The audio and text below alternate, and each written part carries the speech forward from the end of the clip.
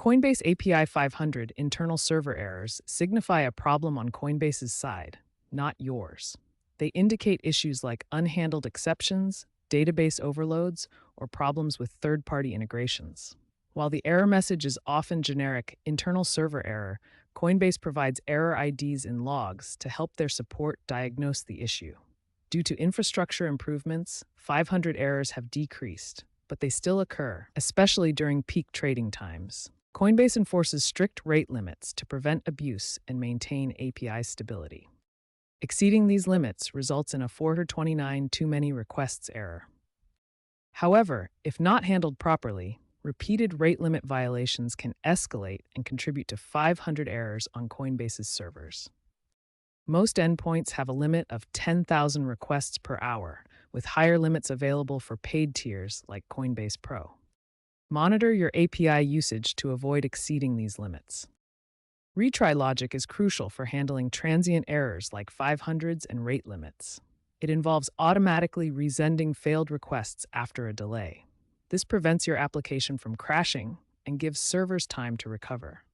Retry logic is essential for production APIs in volatile markets.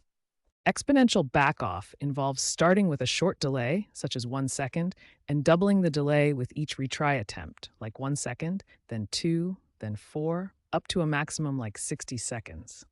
This approach prevents overwhelming the server and allows time for recovery. Coinbase's SDKs include built-in support for this technique. Adding randomness, called jitter, to your retry delays helps improve reliability.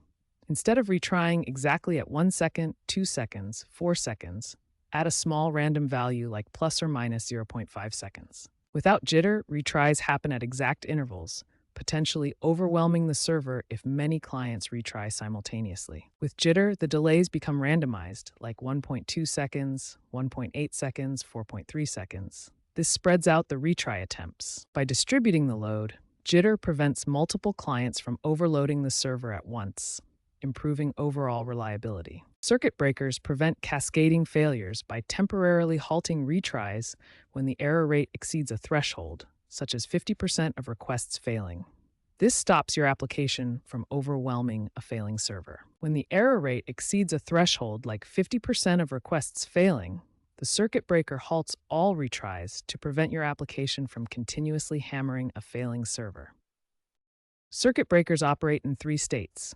Closed allows normal operation, open stops retries when failures are high, half-open tests if the service has recovered. Circuit breakers are essential for building resilient applications. Idempotency ensures that retrying the same API request multiple times has the same effect as sending it once. Use unique request IDs to prevent duplicate actions, like placing the same order twice. This is critical for financial transactions.